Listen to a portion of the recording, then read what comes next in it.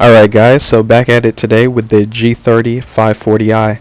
Last time it was just a quick weigh-in, but for today I want to note some differences in terms of the driving dynamics of the car. There's some differences that are obvious, right? Like automatic doors, things of that nature. There's the technology. There's no touchscreen or really much of an infotainment in the E34. And certainly in terms of the interior, it's gotten a huge upgrade. So the car is naturally different in terms of how it drives compared to the E34. Compared to this car, the E34 almost comes across like a driver's car. You could hear the pebbles in the wheel wells as it's turning corners at speed. The steering wheel, it weights up. And in terms of the mechanical grip, it relies entirely on that as opposed to electronics and so forth. Moreover, this car could drive itself, and I'm going to test it out today. I'm going to try it out on the highway in stop and go traffic as well as on a rural back road. Now in terms of features, it has assisted drive. So I'll give you an example of how it works. So down here, to turn on assisted drive, you press mode, right? And now you have to press this button to actually activate it. Once you activate it, you'll notice that there are certain things that come on the screen. You have distance control and assisted drive. So with assisted drive, it drives, right? And distance control, it just maintains the safe distance behind the vehicle. So let's try. You do have to keep your hand on the steering wheel to a certain extent, but it does all the turning for you. It maintains the speed. And you set it just like cruise control. It's almost like cruise control on steroids, but it does it all. Right now, my hand is essentially just hovering over the steering wheel, because if you do take your hands off, it ends up canceling it. But otherwise, it's easy going. So right here, I have it cruising at 70 miles an hour, of course, legal speeds, and it's pretty nice. Again, here my hand is hovering over it. It's a little bit more complicated to see it on straight, but coming up, it has a slight bend coming up here, and you'll see as the steering wheel makes some adjustments as my hand is hovering over it. It also makes some micro adjustments during the dashed parts. So let's see how it handles two lanes merging into one. So now trying the same assisted driving on local streets, I think this will be a little bit different. I'm not sure how it will operate. I think highways are a little bit easier naturally. Right, so as before, you start by pressing mode, right? You have assisted drive and you press this button to activate it.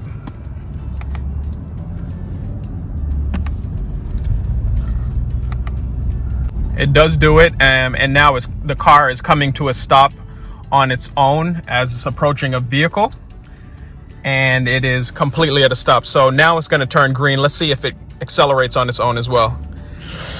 It does. There you go. That orange light does come up when it wants you to put your hands back on the steering wheel, but other than that, it's pretty solid. So one more place that I'll test the assisted drive on is I'd call it like a rural slash, kind of like a country road. It's a back road where there are not going to be too many cars, but sometimes the roadway isn't as paved. So I'll go through the modes again. I'll put it in mode for assisted drive and then activate it.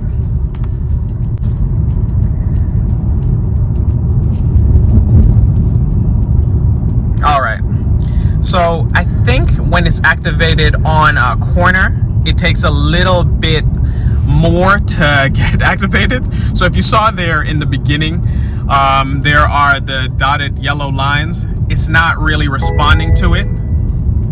It's not really responding to it as well as it does the white lines.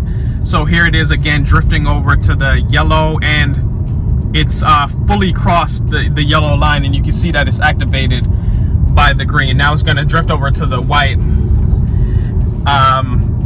for whatever for whatever reason, it just does not function as well here. You can see that everything is activated here. You can see by the green.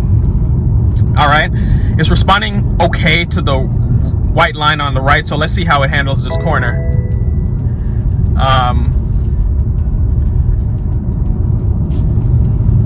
Yeah, nah, not so good on the country road. Let's try this again. Now, coming up here, there's a bicyclist. So let's see how it handles this. Now, I'm going to be very cautious here because I'm not going to take too many chances when a person is involved. All right, it jumped on the brake when it noticed the bicyclist. So now it's taking its time. It does identify it as a bicyclist, and it's taking a line of caution such that it's remaining behind the bicyclist.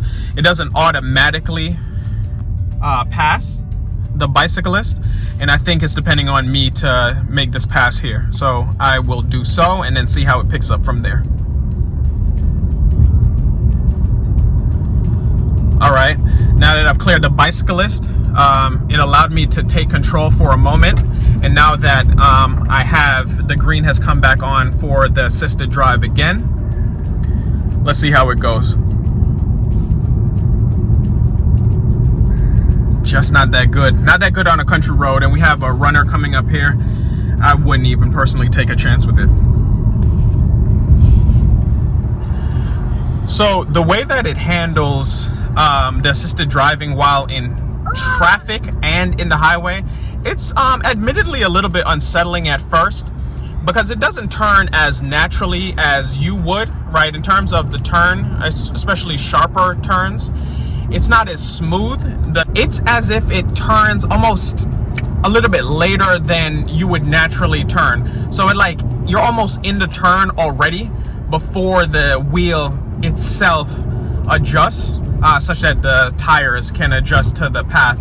But it always catches it. You know, it's never an issue. But I think the most ideal way to go about it is to have long straights, and most likely that's when you'd use cruise control anyway. I can't see this being for a morning commute though, where there are a lot of turns and so forth. For me, at least, in terms of my comfort level, I'd more likely go for being more alert and sticking with